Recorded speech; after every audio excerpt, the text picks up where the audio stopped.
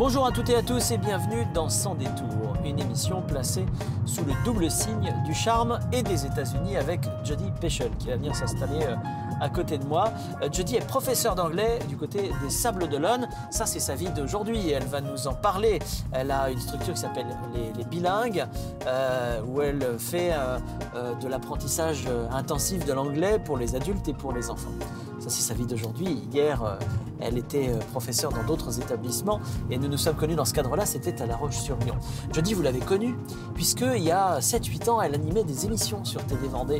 Je l'avais fait venir à l'époque pour Légère Gourmandise, puisqu'on fête les 10 ans, je vous dis tout, et puis pour une autre émission qui s'appelait L'été de Miss Summer. C'était il y a vraiment longtemps et c'est un plaisir de la retrouver aujourd'hui pour nous dévoiler son parcours. Et puis est-ce que les États-Unis lui manquent? C'est intéressant de parler des expatriés et de leur rapport à la fois à la France et à leur pays. Avec Jody, on va aller dans un restaurant typiquement américain. Bon, je sais, ça fait un peu clichouille. Ça s'appelle le Twist Dinner Café du côté de Chaland. Mais après tout, on ne sait pas s'il va faire beau ou s'il va faire mauvais. Ce début de printemps n'est pas des plus agréables et des plus beaux. Alors, eh ben là encore, autant aller se poser bien au chaud.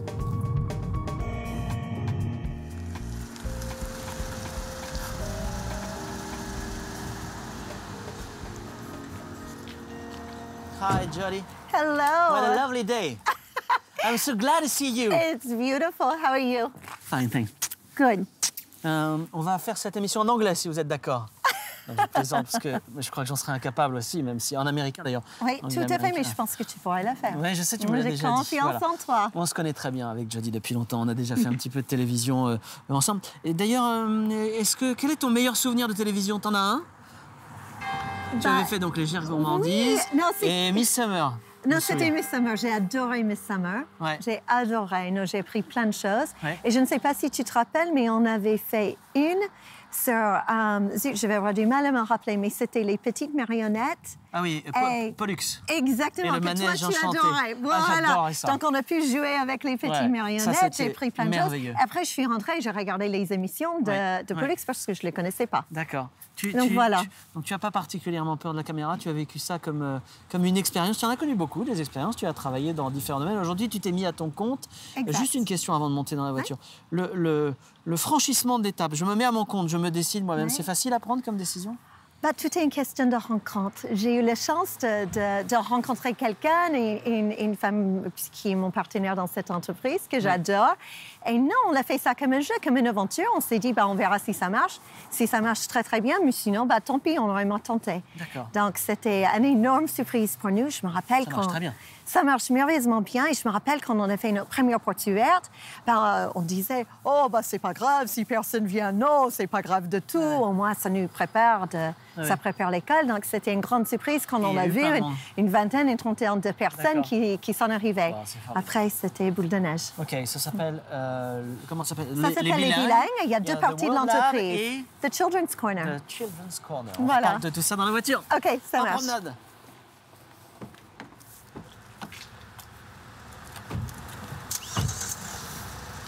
Hop là. Ça va, tu es à l'aise? Ça va. Est-ce que quand tu étais petite fille, tu pensais déjà venir en France ou c'est là encore le fruit d'une rencontre? Non, là, je suis venue en France la première fois quand j'avais 13 ans.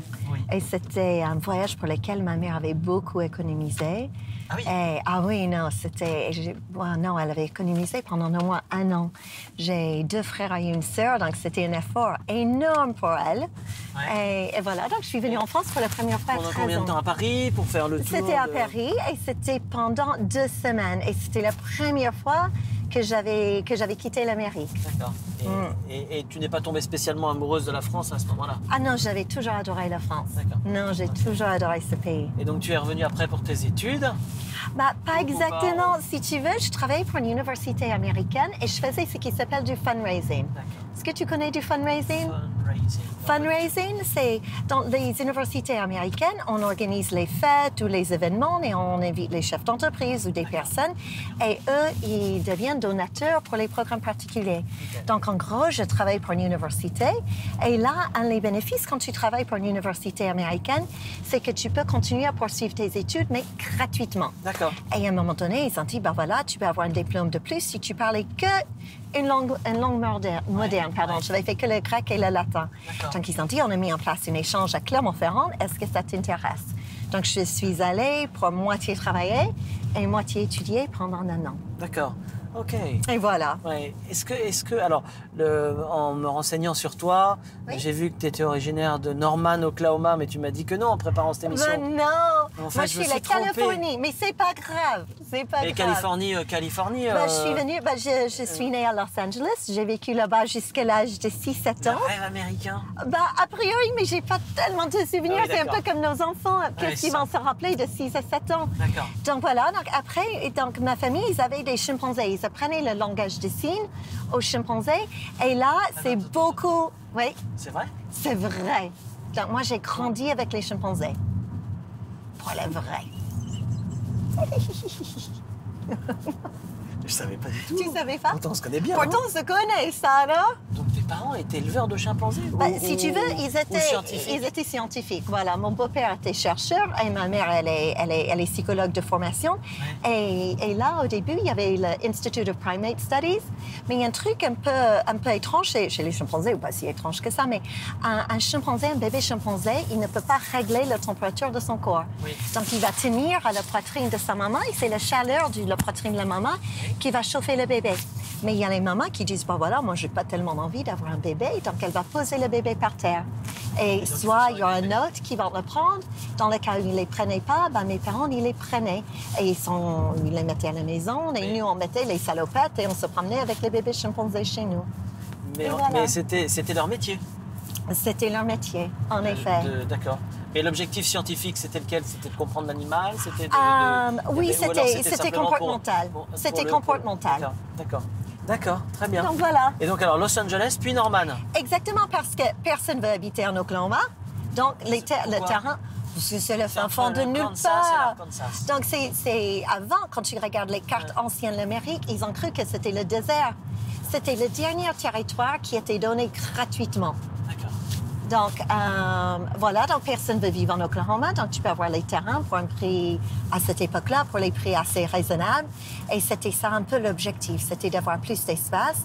Et il y a des très bonnes universités aussi, donc ça pouvait faire les partenariats. D'accord. Pourquoi Et tu voilà. n'as pas continué dans la logique de tes parents du coup? Pourquoi tu as choisi de faire de fundraising? Oui, bah, je dirais que c'est pas très différent, tout est la communication. Tout est la communication et tout ce qui est l'éducation.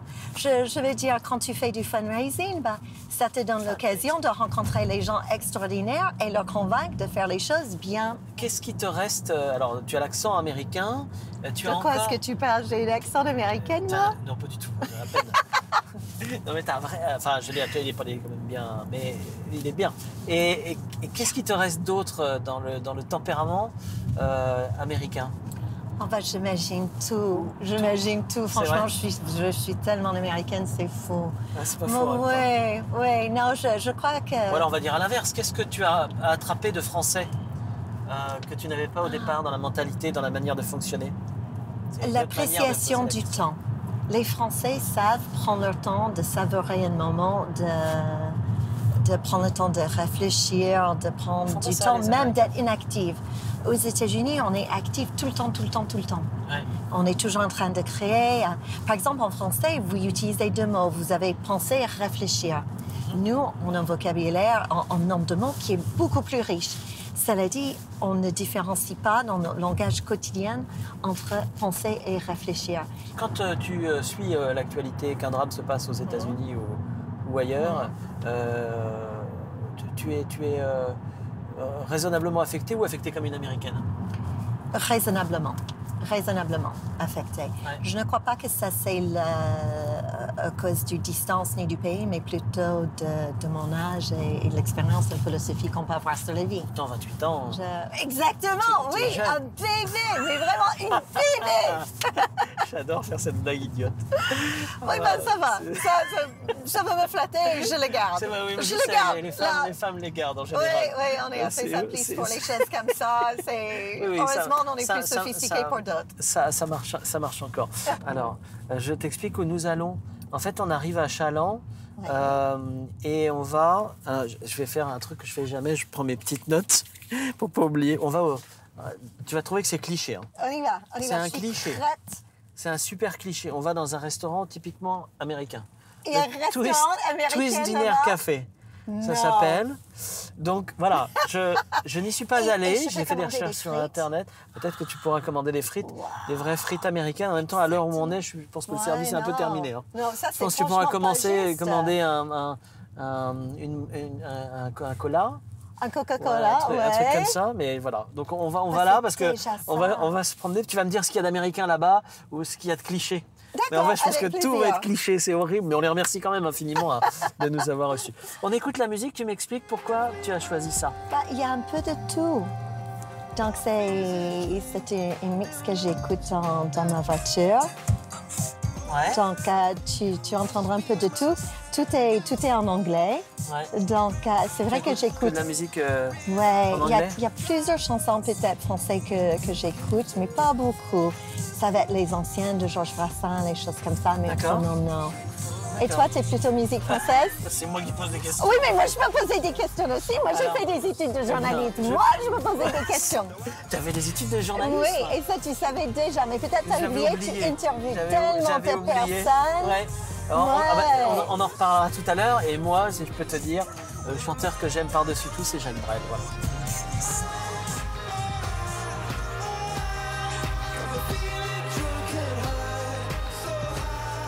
Ce que j'adore aussi, c'est que tu peux avoir pizza, Tex-Mex, les choses qui se mélangent jamais chez nous. Ah oui, c'est ça qui est à mourir de rire.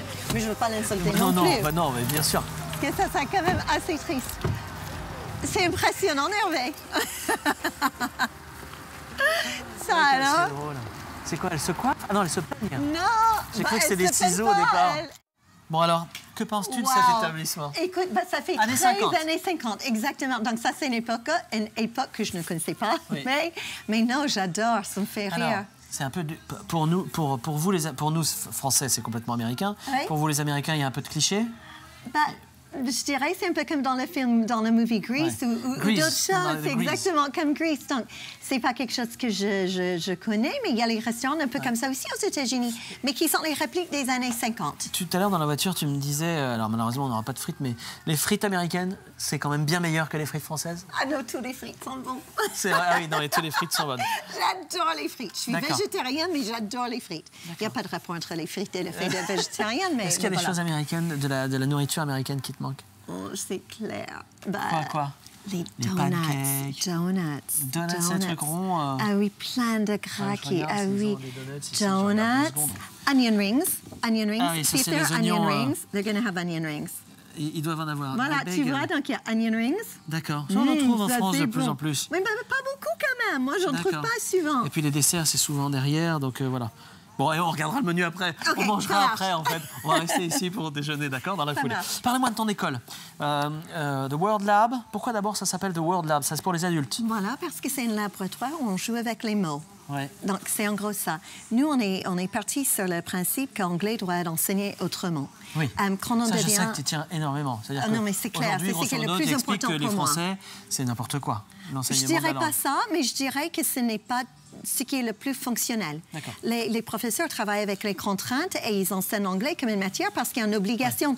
Ils ont aussi combien de personnes par salle de classe. Ouais. Donc là, pour les adultes, on appelle ça un Word Lab parce que l'idée, c'est que nous, on va activer ce qui existe déjà.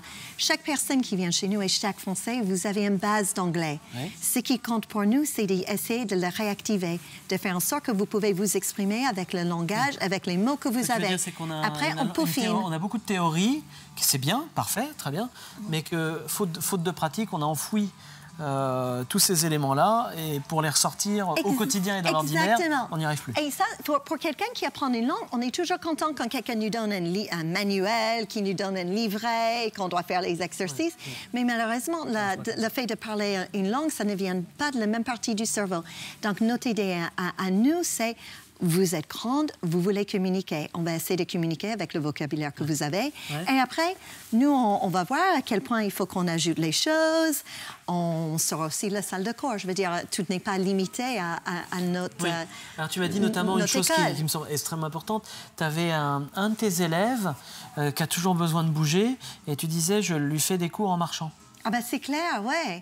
Ce qu'on essaie de faire aussi, c'est de détecter quelle est la manière, quelle est la méthode d'apprentissage qui correspond le mieux pour cette personne.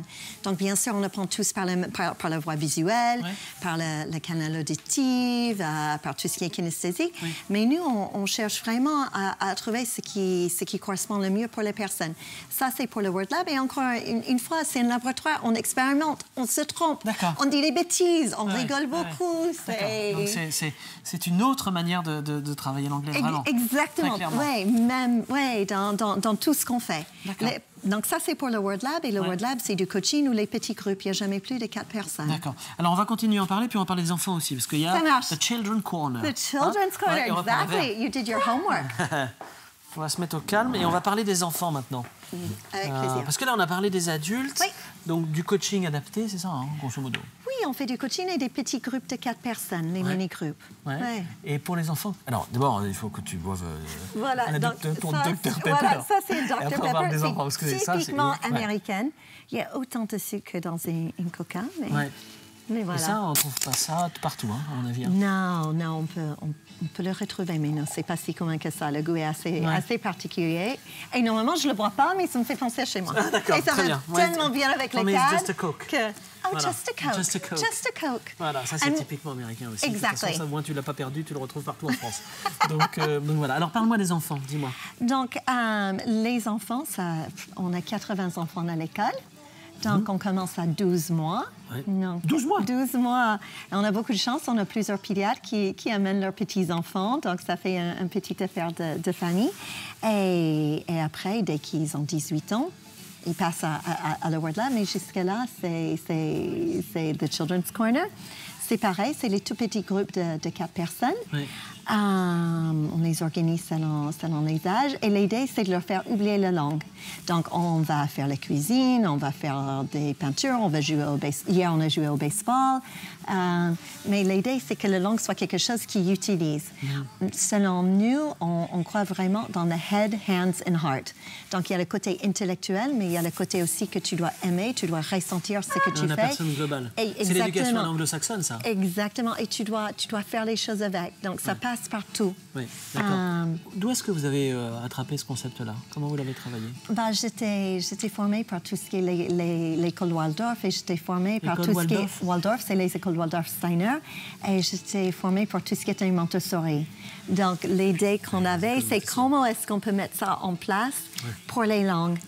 À savoir que les Français, donc, quand on regarde quel est le ranking, donc qui est le plus fort en Europe en langue et qui est le moins fort, le nombre d'heures, les Français, ils ont le même nombre d'heures que, par exemple, les Suédois qui sont super haut placés. Et donc, nous, on a dit, c'est complètement bêta, il faut qu'on change ça. Et les enfants, ils ne s'intellectualisent pas. Donc, quand on fait la cuisine, donc, par exemple, s'ils vont faire galactic pancakes, qui est les pancakes à multicouleurs, là, s'ils confondent les aliments, s'ils prennent du sucre, quand je leur dis de prendre un peu de sel, ou ils confondent les quantités, c'est raté. Ah oui, on parle qu'en anglais. Et si c'est raté, dans ce cas, on rigole beaucoup parce que les pancakes sont pas très bons. Ou les cookies, mais c'est rare qu'ils vont faire l'erreur 2 fois. Mais c'est en faisant qu'on peut appréhender et remonter au cerveau. Si tu réfléchis, une langue n'est qu'un outil, comme un stylo. C'est juste une autre manière d'encapsuler quelque chose et de faire comprendre. Donc, nous, on a juste envie de leur donner envie de ça. Et que ce qui s'associe avec la langue, c'est tout ce qu'on ressent pour eux. Je veux dire, les gens, c'est super flatteur. Ils nous amènent ce qui est le plus cher au leur cœur. Ils nous amènent leurs enfants. D'accord. Qu'est-ce qui te remplit de satisfaction aujourd'hui? Qu'est-ce qui te rend le plus heureuse C'est la transmission, c'est le... Ben, c'est le contact, c'est de les voir grandir. Ben, pour les enfants, c'est de les voir grandir, c'est de voir la progression. Ouais. Pour les adultes, tu imagines, il y a les gens qui viennent et ils me racontent des histoires extraordinaires, ils me prennent les choses et dans ma langue. Ouais. Franchement, c'est que cadeau. D'accord. Donc, tu es heureuse, finalement. Ah oui, et mon partenaire dans cette entreprise, oui. C'est Juliane, et je l'adore. On s'entend merveilleusement bien, on est complémentaires. Tout à fait. Donc voilà, qui peut demander plus? Bon, très bien. En tout cas, merci beaucoup. On va boire ton Dr Pepper. Génial. Mais toi, tu n'as pas de paille. Tu n'as pas de paille. Ça va pas, tu n'as pas de paille. Ah oui, non, mais tu n'as pas vu, non, normalement. Et si tu étais là avec ta femme, chacun aura une paille. D'accord. Aux États-Unis, c'est comme ça que ça marche? Bah oui, quand tu sors la première fois avec une fille. D'accord. Oui, mais nous, c'est pas la première fois. C'est vrai. Je suis pas Virginie, mais... Et tu n'es pas ma femme, voilà. Merci beaucoup. Allez, à la semaine prochaine. Salut, santé.